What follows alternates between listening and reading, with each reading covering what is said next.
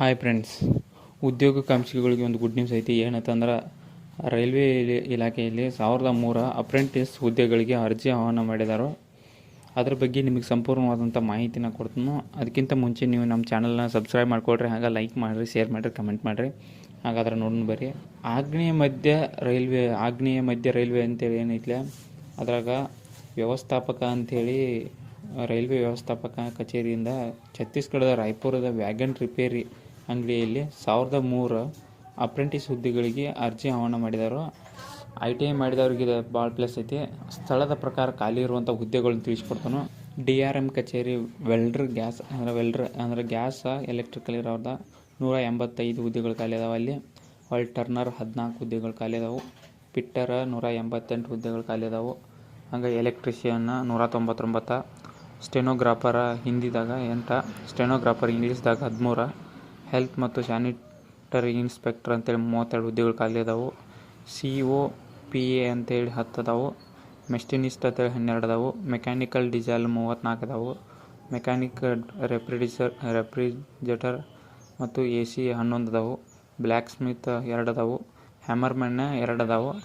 ಹೊಳ್ಳಿ pipeline mechanic ಅಂತೇಳಿ 2 ಅದಾವೆ.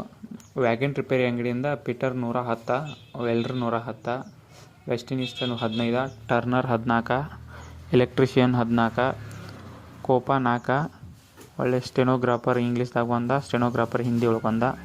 ಅರ್ಹತಾ ಮಾನದಂಡಗಳು ಬಂತಂದ್ರೆ ಅಂದರೆ ಏನು ನೀವು ಹಾಕಾಕ ಜಸ್ಟ್ ನೀವು 10th ಪಾಸ್ ಆಗಿದ್ರೂ ಸಾಕು. ಅದ್ರಾಗ ಏನಂದ್ರೆ ಅರ್ಜಿದಾರರು +2 ವ್ಯವಸ್ಥೆಯಡಿ ಕನಿಷ್ಠ 50% ಅಂದ್ರೆ 50% ಮಾಡಿರಬೇಕು. ಅಂಕಗಳೊಂದಿಗೆ 10ನಂತೆ ಪಾಸ್ ಆಗಿರ್ಬೇಕು.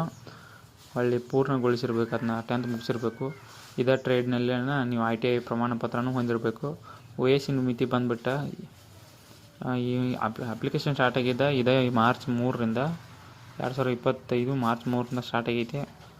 15ರಿಂದ 24 ವರ್ಷದ ಒಳಗಿನವ್ರಿಗೆ ಹಾಕಕ್ಕೆ ನಡೀತಿ. SC ST ಅವ್ರಿಗೆ 5 ವರ್ಷ ವಯಸ್ಸಿನ ಮಿತಿ ಸಡ್ಲಿಕ್ಕೆ ಐತಿ. ಹಾಗೆ OBC ಅವ್ರಿಗೆ 3 ವರ್ಷ ಐತಿ. ಈ ಥರ ಅರ್ಜಿ ಸಲ್ಲಿಸೋ ಕೊನೆಯ ದಿನಾಂಕ ಬಂದ್ಬಿಟ್ಟು ಇದೇ ಏಪ್ರಿಲ್ ತಿಂಗಳು 2ನೇ ತಾರೀಕು.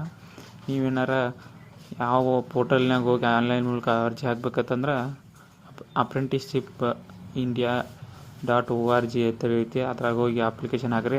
ಅದೇ ರೀತಿ ನಿಮ್ಗೆ ಇದ್ರಾಗಿನ ಹೆಚ್ಚಿನ ಮಾಹಿತಿ ನಿಮ್ಗೆ ಏನಾರು ಬೇಕಾಯ್ತಂದ್ರೆ SECR.indianrailways.gov.in ಅಂತೇಳಿ ಐತಿ. ಅದ್ರಾಗ ಹೋಗಿ ನೋಡ್ರಿ, ಇದ್ರ ಬಗ್ಗೆ ಹೆಚ್ಚಿನ ಮಾಹಿತಿ ಸಿಗ್ತೈತಿ.